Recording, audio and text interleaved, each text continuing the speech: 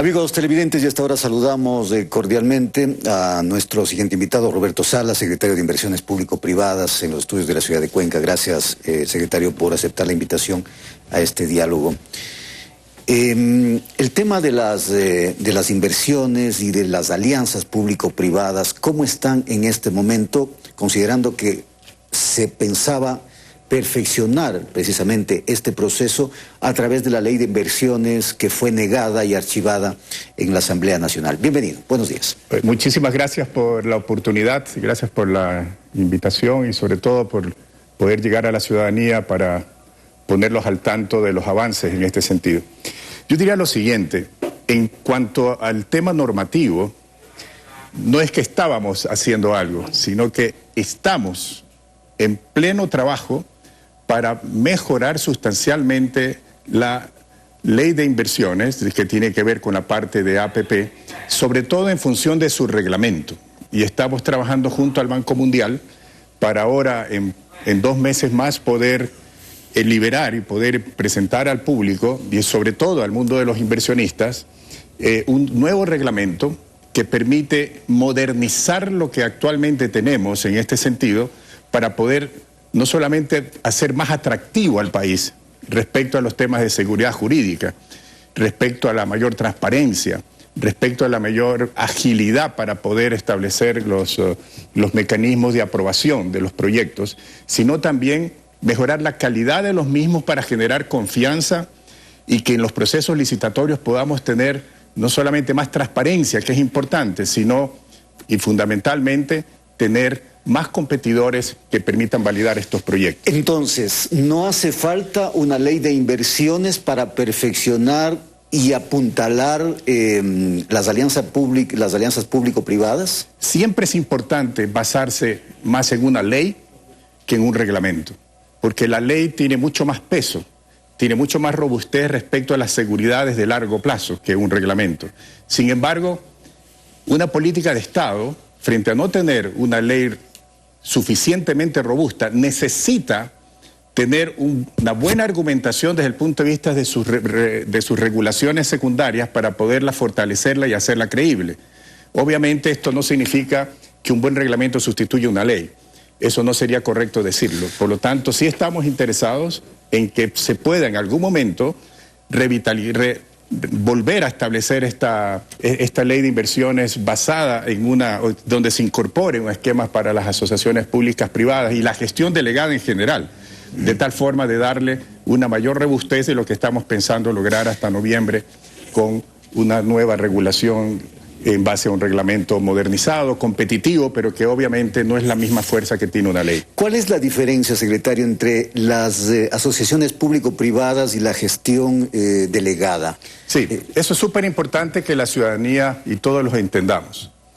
La Constitución permite de que en los sectores estratégicos y los servicios públicos se pueda delegar ciertos elementos, ciertos roles, ciertos riesgos al sector privado por excepción y una buena justificación.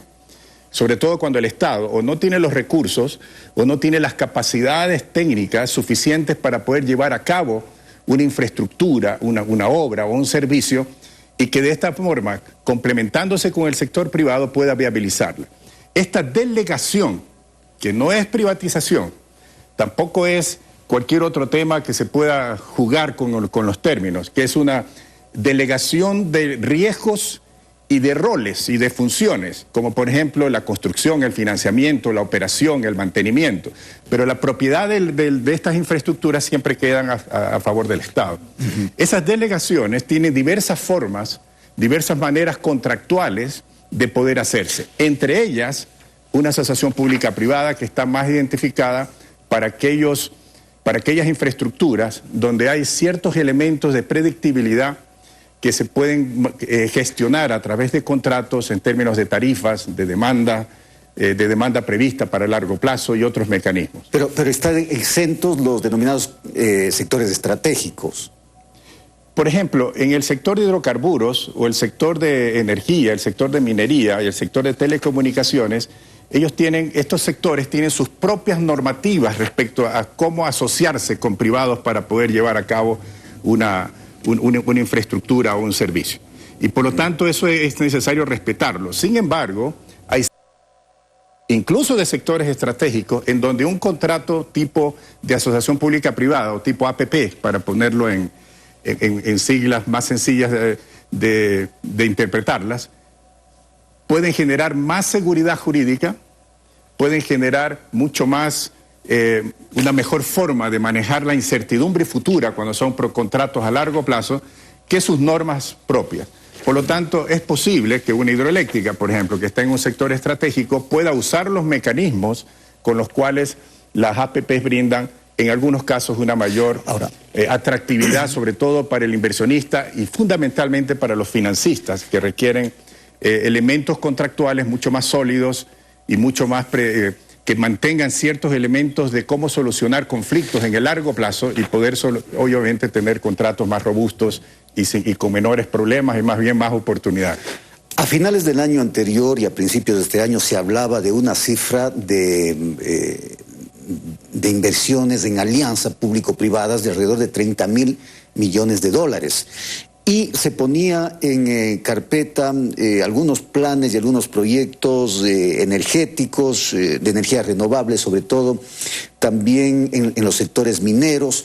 Se habló de concesionar el ferrocarril, se habló también del quinto puente y una serie de proyectos. ¿Cómo está esto? ¿Cómo ha avanzado? Y de esos 30.000 millones, ¿cuánto se ha logrado? Estamos hablando más y haciendo mucho más que de lo que hablamos, porque en esta primera etapa se requiere fortalecer un esquema de estructurar proyectos con estudios sólidos que permitan que sus licitaciones sean lo suficientemente atractivas, no solamente por la idea, sino por todos sus análisis económicos, técnicos, ambientales que están dentro de una propuesta que sale una licitación. En este sentido, la meta de los 30.000 millones es una meta que obviamente se mantiene, que se está trabajando, que hay importantes avances en este sentido, sobre todo en la parte de la estructuración y la preparación de estos proyectos. Y hasta la actualidad, si hablamos, por ejemplo, hasta lo que estamos obteniendo a septiembre y pensamos obtener a diciembre, de esos 30.000 millones ya hay alrededor de 400 millones de dólares que tienen que ver con contratos eléctricos de generación eléctrica con fuentes renovables que algunos ya están acordados y otros están por terminarse en los próximos meses, hasta antes de diciembre. Y lo otro que es muy importante es que los gastos de inversión que las empresas han estado haciendo para efectos de exploración avanzada o exploración primaria y algunos gastos de inversión para mantener las dos grandes industrias que existen ya hoy en día, se han establecido alrededor de 800 millones por año. Eso nos da que entre el año 2021 y 2022 se ha podido mantener alrededor de 1.600 millones de dólares en estas inversiones de concesiones mineras. De tal manera que para el año 22, acumulado desde el 21, estamos hablando de 2.000 millones de dólares de estos 30.000 que están en el portafolio. Es importante mencionar de que estos 30.000 no solamente son de las APPs, de contratos APPs. De hecho, de contratos APP son alrededor de 7.700 millones. Aquí estamos hablando de toda la gestión delegada a través de la diversidad de contratos que existen y que se hacen desde el gobierno central y algunos proyectos que se están incorporando para mejorar su control y acompañamiento en el caso de hidrocarburos. Muy bien. Habrá posibilidad de seguir hablando de estos temas, se nos acabó el tiempo, lamentablemente, Roberto Salas, secretario de Inversiones. Cuando usted quiera, siempre dispuestos. Y solo un mensaje que me gustaría mencionar, el nivel de las inversiones para atraer la inversión privada en los proyectos de infraestructura es fundamental la generación de confianza, sobre todo la confianza hacia el inversionista y también al financista, y el inversionista local o extranjero. Y eso es una función en la que todos tenemos un rol que jugar, todos los ecuatorianos. Creérnosla y, por otro lado, tener la capacidad de generar los elementos importantes para que los temas que son importantes para un inversionista, que sobre todo la confianza de poder invertir en el Ecuador, se pueda consolidar y con eso podamos generar un ritmo sin retorno irreversible, de tal forma de poder lograr no solamente 30.000 millones hasta el 2025, sino mucho más en el largo plazo. Muy bien. Gracias Roberto Salas, secretario de Inversiones Público-Privadas. Hacemos una pausa y hablemos con más.